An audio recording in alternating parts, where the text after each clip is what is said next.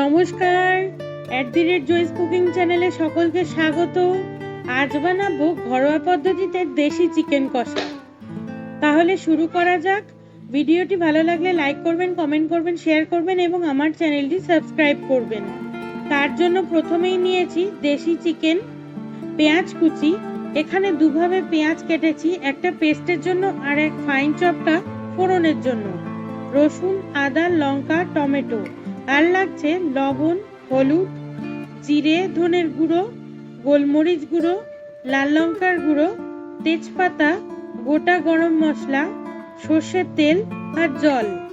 এরপর পেঁয়াজ, আদা, রসুন, লঙ্কা আর টমেটো পেস্ট করে নিয়েছি।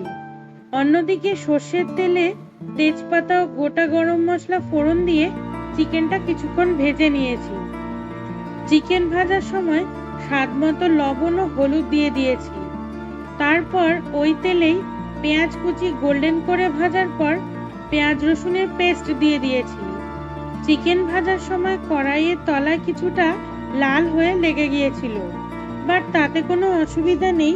মশলা কষাতে কষাতে ওটা উঠে যাবে, বরং মশলাটা খেতে বেশি স্বাদের হবে। মশলা থেকে সামান্য তেল বেরিয়ে আসলে জিরে ধনের গুঁড়ো ও গোলমরিচ গুঁড়ো দিয়ে কিছুক্ষণ রান্না করে নিয়েছি। তারপর টমেটো পেস্ট দিয়ে ভালো করে কষিয়ে নিয়েছি। মশলা কষানো সম্পূর্ণ হলে কাশ্মীরি লাল লঙ্কার গুঁড়ো দিয়ে সামান্য রান্না করেই ভাজা চিকেন দিয়ে দিয়েছি। ভাজা চিকেনটা 5 মিনিট মতো ভালো করে কষিয়ে নিয়েছি এবং মাঝে মাঝে সামান্য করে জল ঢালতে থেকেছি। প্রেসার কুকারে সেদ্ধ দেওয়ার জাস্ট মিনিট খানেক আগে কিছুটা সর্ষের তেল দিয়ে দিয়েছি। 4-5টা সিটি দেওয়ার পর নামিয়ে নিয়েছি। এইভাবে ঘরোয়া পদ্ধতিতে একবার চিকেন কষা বানিয়ে খাবেন, স্বাদ ভুলতে পারবেন না।